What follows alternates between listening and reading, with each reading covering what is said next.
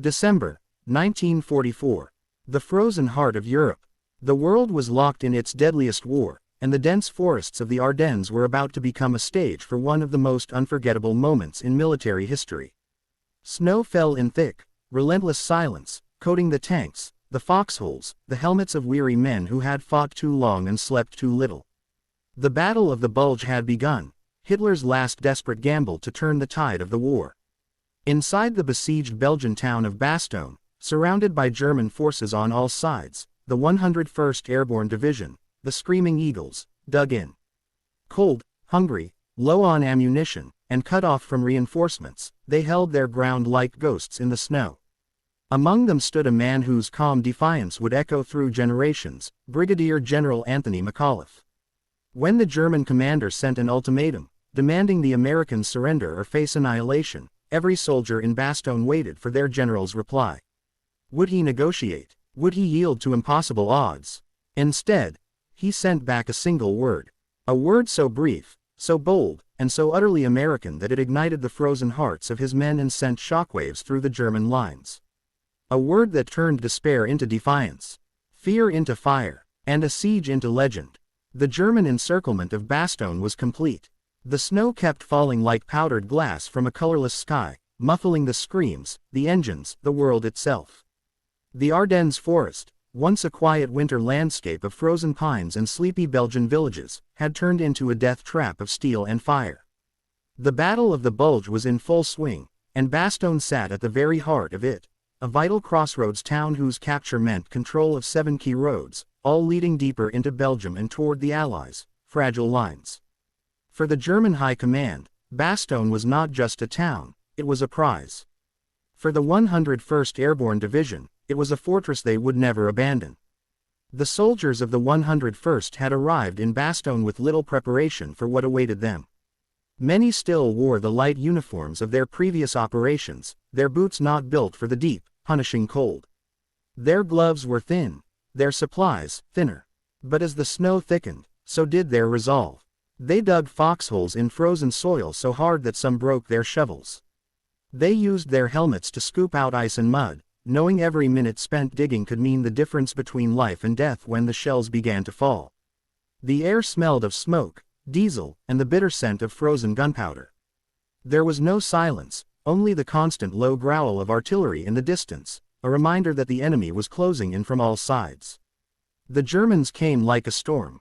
7 divisions, tens of thousands of men, hundreds of tanks, and waves of mechanized infantry. They attacked with fury, their Tiger and Panther tanks churning the snow into gray slush as they advanced.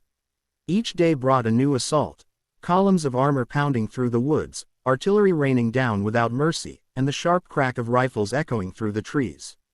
The town's defenses buckled but did not break. American paratroopers fought street by street, holding every corner, every farmhouse, every stretch of frozen road. The enemy had superior numbers, but the defenders had something else, the unyielding conviction that Bastogne must not fall. Inside the besieged town, the situation grew desperate. The roads were cut off, air resupply was impossible due to relentless cloud cover, and radio communication with higher command faltered. The soldiers scavenged for food, melting snow to drink, sharing cigarettes, and dividing rations meant for one into meals for 3.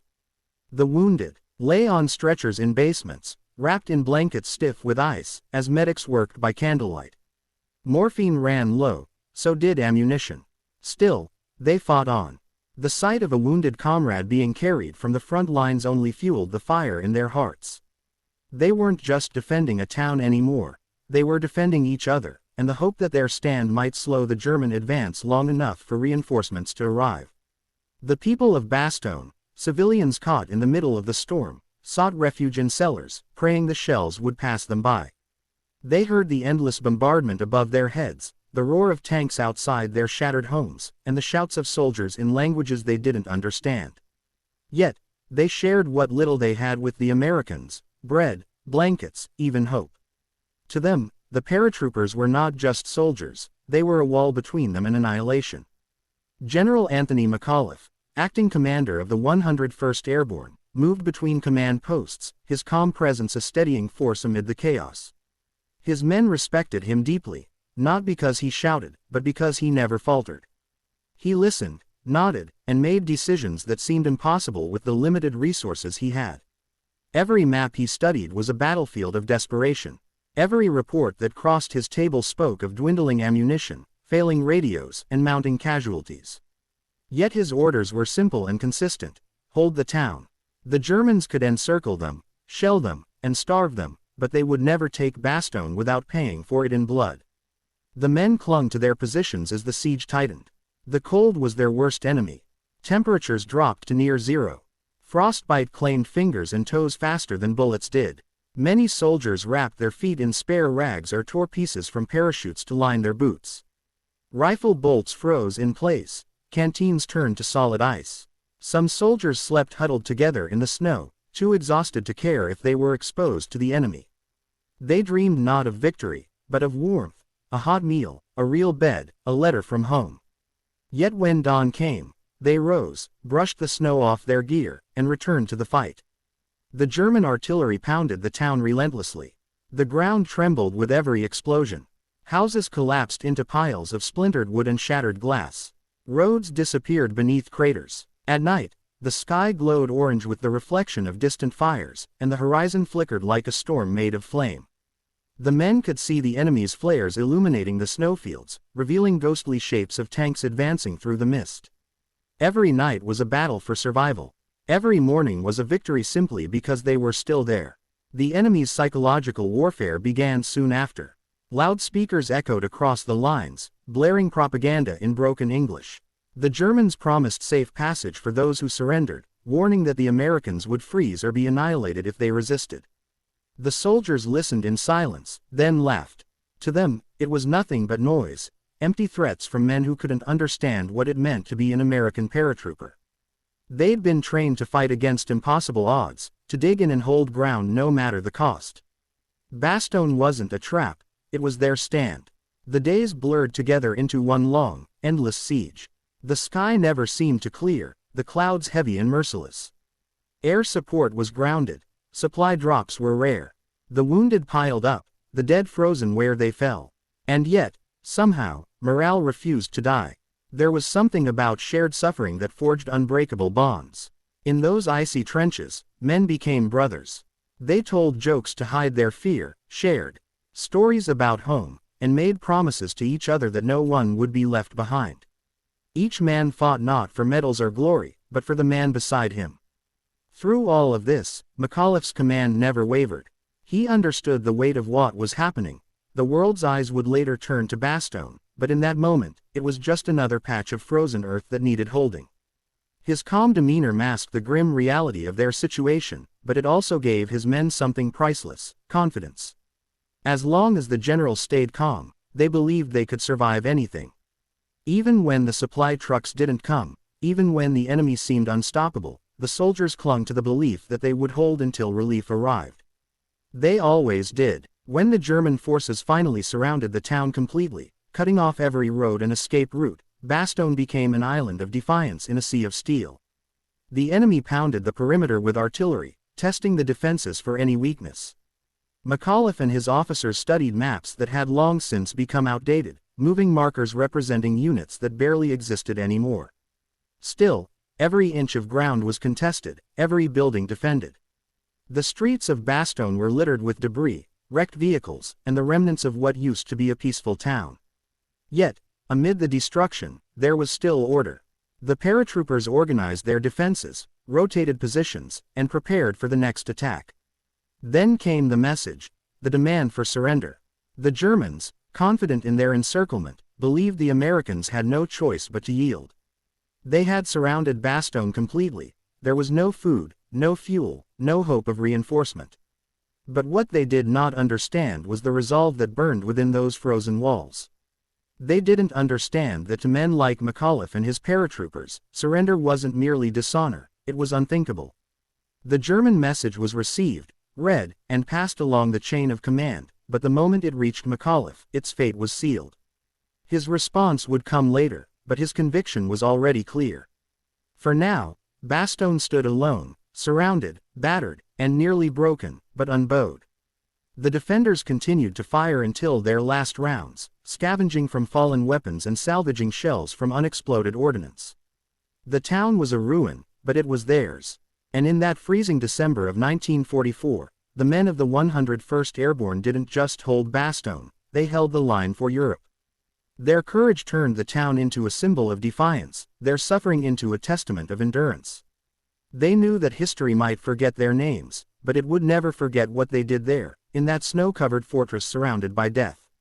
And though the world outside would soon learn of the single word that made Bastogne immortal, the men already knew its meaning long before it was ever spoken. It was the word written on their frozen faces, in the grit of their hands, and in the silence of their resistance. It was the unspoken promise that no matter what the enemy demanded, their answer had already been decided in the snow. The German messenger arrived just after dawn, when the cold was at its cruelest and the air itself seemed to crack under the weight of frost. A white flag fluttered weakly in his gloved hand as he trudged through the snow, flanked by two armed soldiers with rifles slung low. The eerie calm that surrounded him was unnatural. After days of constant bombardment and gunfire, silence itself felt like a trick. The men of the 101st Airborne watched him from their trenches, their eyes narrowed, rifles steady, uncertain if this was another ruse. When the messenger reached the American line, an officer stepped forward to meet him. There were no smiles, no handshakes, only suspicion in the frozen air as the folded papers were handed over. A German officer's letter, sealed with the Black Eagle of the Wehrmacht, addressed to the commanding officer of the besieged American forces in Bastogne.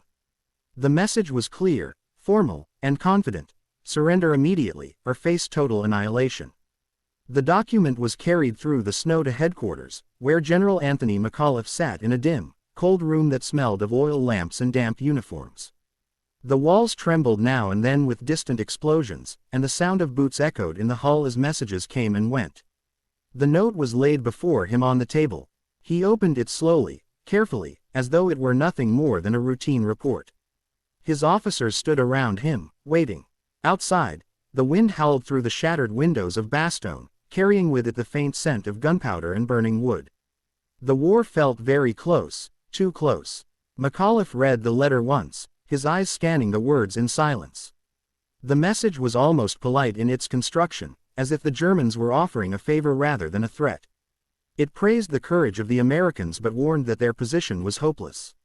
Surrounded, outnumbered, outgunned, and without supplies, they were facing annihilation if they did not surrender honorably. The enemy even offered safe passage for the wounded and humane treatment for all prisoners, emphasizing the futility of continued resistance. When he finished reading, McAuliffe paused.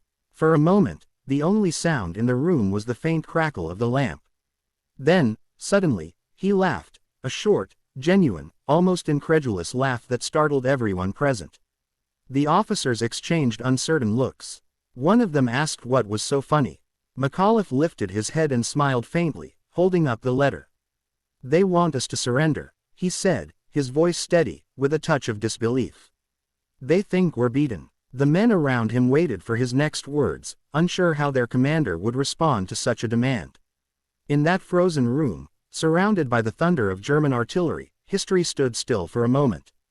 McAuliffe leaned back, shrugged slightly, and said the single word that would soon echo across the world: nuts.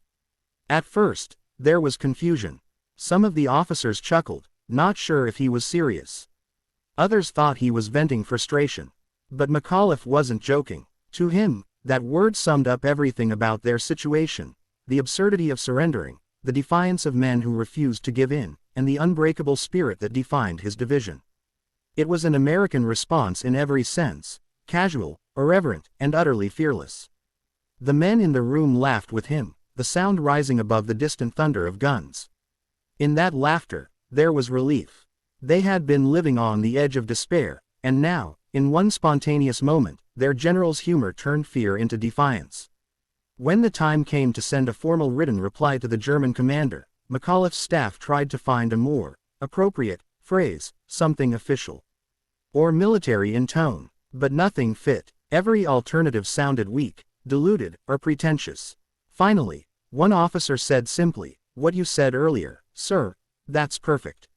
McAuliffe grinned again, picked up a pencil, and on the official response sheet, he wrote that single word in capital letters. Nuts. It was a brief note, unsigned except by the authority of its meaning, and handed to the same German messenger waiting outside. The courier looked puzzled when he received it. He didn't speak much English, and his expression showed only confusion as he glanced at the strange word on the page. He was escorted back to the front lines, escorted by 2 American officers under truce flag protocol. When he delivered the message to his superiors, there was silence in the German command tent as the officers studied the word.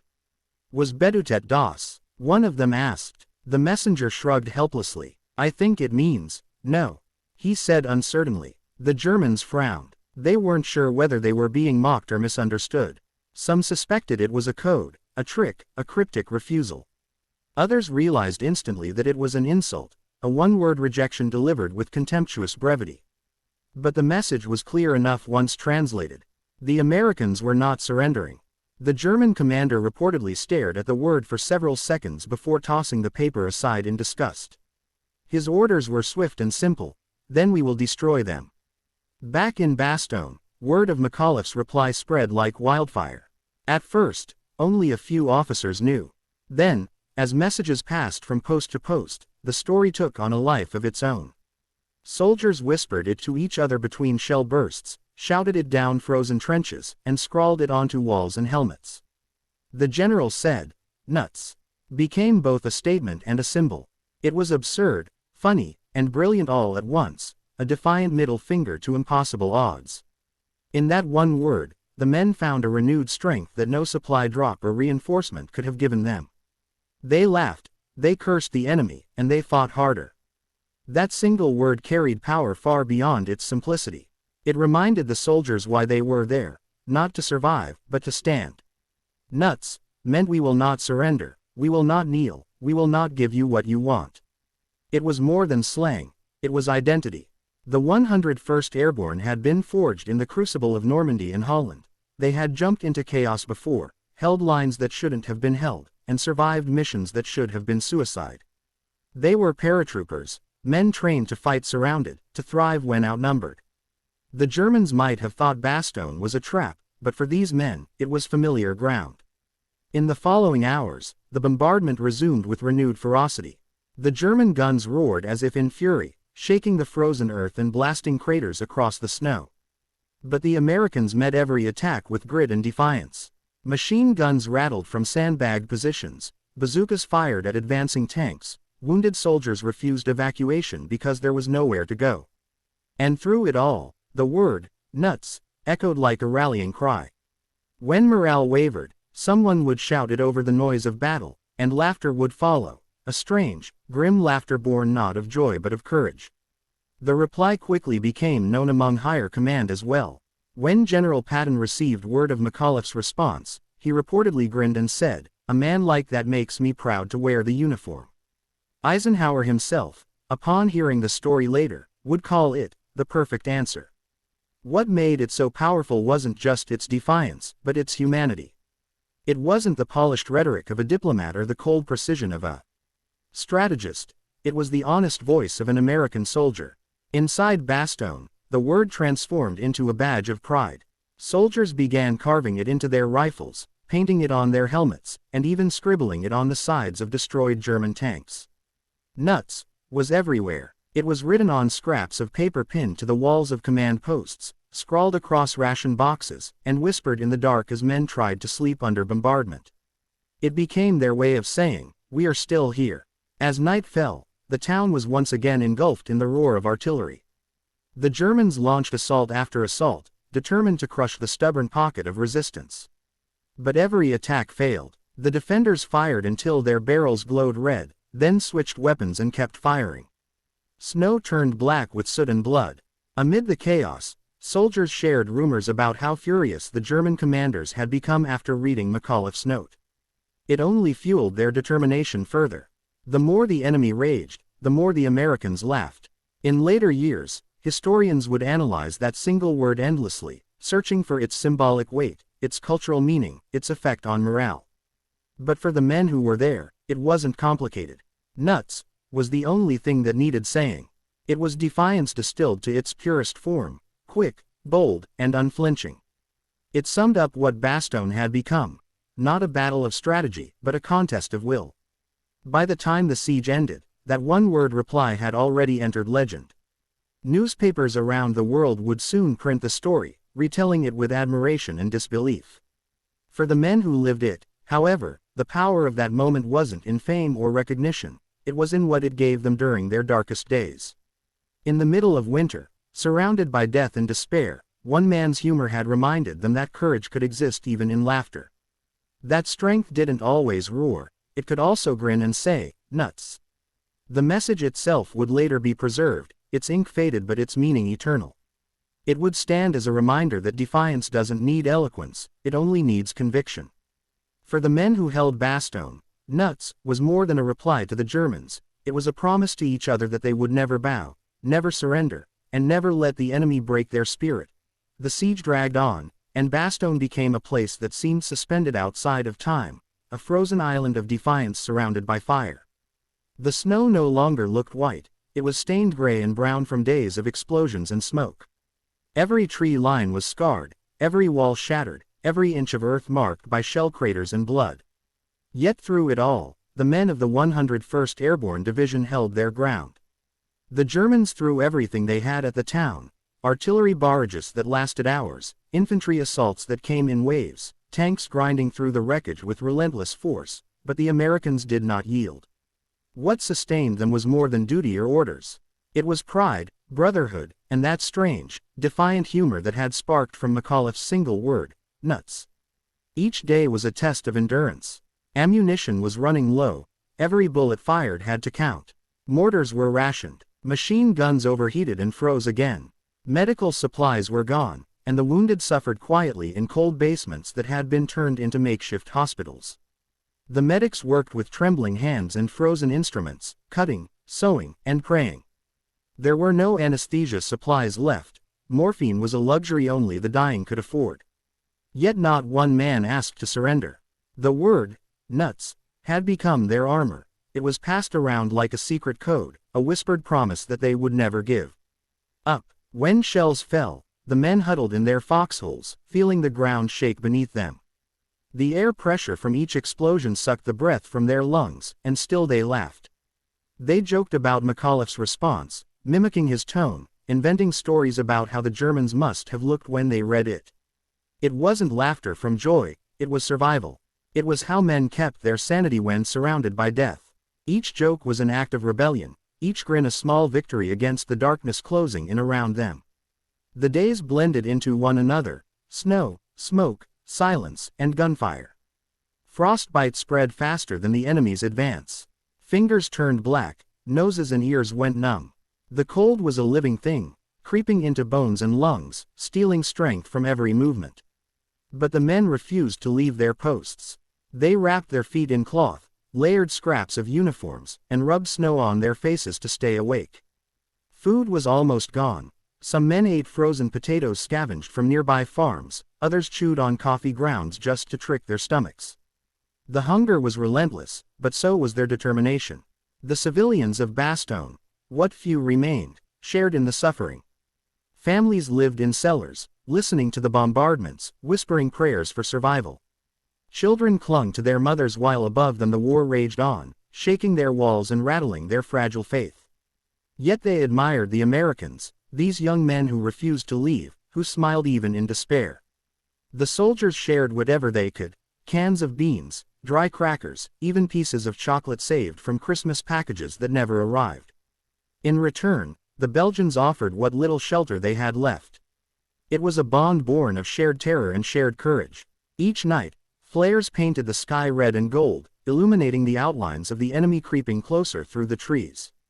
The sound of tank engines rumbled in the distance, growing louder, closer, until it felt like the ground itself was moving. The paratroopers fired into the darkness, flashes lighting up their faces, revealing expressions carved in ice. Every burst of machine gun fire was an act of defiance. Every explosion was a heartbeat keeping them alive. Inside the command post, McAuliffe and his officers worked tirelessly, barely sleeping, barely eating. Their maps were smudged with mud and blood, their radios hissed with static. Reports came in: Enemy breakthroughs, lost positions, mounting casualties, but McAuliffe's demeanor never changed. Calm, steady, unshakable. His presence became the silent anchor holding his men together. When despair threatened to take hold, they thought of their general and the word he had sent back to the Germans. If he could laugh in the face of surrender, then so could they. The Germans intensified their assault, bringing heavier guns, more tanks, and wave after wave of infantry. They thought the Americans must be near collapse, that surely this time they would crumble. But each attack met the same resistance. The 101st Airborne fought from building to building, their rifles cracking through shattered windows, their grenades bursting in the snow. The narrow streets turned into killing grounds. American bazooka teams hid behind piles of rubble, waiting for German armor to roll close enough, then fired at point-blank range before disappearing into the smoke. The enemy's confidence began to waver. As the days passed, the weather finally began to shift. The skies, long shrouded in thick clouds, began to clear. For the first time in what felt like eternity, sunlight broke through the haze, glittering off the snow-covered ruins. And with that light came a distant, unmistakable sound, the deep, rhythmic drone of engines high. Above, the men looked up, shielding their eyes, and saw shapes moving across the sky, C-47s, the angels of the air, coming at last. The men shouted, waved, and cheered as parachutes blossomed in the cold blue sky, dropping crates of food, ammunition, and medical supplies. The siege wasn't over, but hope had returned. The German commanders saw it too and knew their time was running out. Their offensive had stalled, their supply lines stretched, and now American reinforcements were closing in. General George S. Patton's Third Army was racing north, cutting through snow and enemy fire to reach Bastogne. His men drove day and night, tanks roaring through ice-choked roads, determined to break the encirclement. Inside the town, the defenders held on just long enough for that salvation to arrive. When the first tanks of Patton's army finally broke through to Bastogne, the men of the 101st Airborne emerged from the ruins like ghosts, tired, filthy, half-frozen, but unbroken. Their faces were gaunt, their uniforms tattered, but their eyes burned with something indestructible. They greeted the rescuing troops not as victims but as victors. One sergeant, when told by a reporter that they had been relieved, famously replied, "We're not relieved, we're still fighting." That was the spirit of Bastogne. The town was a wasteland. Smoke drifted through the streets, mingling with the smell of burning fuel and scorched earth. Dead soldiers, German and American alike, lay half buried in snow. Tanks sat abandoned, their armor split open by shells. The church bell tower stood riddled with bullet holes but somehow still upright, as if refusing to fall. And at the center of it all stood the men who had defied the impossible. News of the stand at Bastogne spread quickly across the Allied lines. McAuliffe's one-word reply had already become legend. Reporters and correspondents retold the story in every language, in every paper. The Germans demanded surrender, the headlines read, and the answer was one word: nuts. The phrase became a rallying cry for soldiers across Europe. It symbolized everything the Allies were fighting for, not just territory, but spirit. It captured the stubborn defiance of a nation that refused to bow to tyranny. For McAuliffe and his men, though, it wasn't about fame or legend. It was about survival, loyalty, and the bond forged in the cold fire of that siege. After the battle, when the dead were buried and the wounded evacuated, many soldiers returned to the smoking ruins of their positions. They found scraps of paper, helmets, rifles, and photos buried under snow. Some carved "nuts" into the walls as a message to whoever would come after them, a single word to remember what they had endured and why they had endured it. As the snow began to melt and the front lines moved eastward, Bastogne stood as a symbol of unyielding will. The people of the town rebuilt slowly, but the memory of those days never faded. Children who had hidden in cellars grew up telling stories of the American soldiers who had refused to surrender. The paratroopers themselves carried the memory for the rest of their lives: frozen nights, falling shells, the laughter of men on the edge of death, and one simple word that reminded them of who they were. Years later, when veterans gathered to remember Bastogne, they would still smile when the story of McAuliffe's reply was told. Some would shake their heads, unable to believe that such a moment of humor could emerge from such horror. Others would say that it was precisely that humor, the ability to laugh in the face of doom, that had saved them. It was what made them soldiers, what made them human.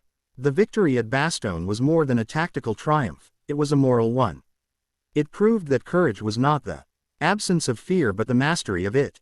It showed the world that defiance, even when wrapped in a single ridiculous word, could change the course of history. Nuts was more than a message. It was an attitude, a declaration that freedom could not be intimidated, that spirit could not be broken, that no army, no siege, no winter could extinguish the fire inside the hearts of those who refused to yield. And so, long after the last shell fell silent and the guns were laid to rest, the legend lived on. Tourists would walk through the rebuilt streets of Bastogne, reading plaques and visiting museums, but the real memorial was not made of stone or bronze. It was carved in memory, in the way soldiers smiled when they heard the word, nuts, in the pride of a generation that faced the impossible and answered with laughter. General McAuliffe himself never sought glory for what he said. When asked years later how he came up with the famous reply, he simply shrugged and said, "It just seemed like the right thing."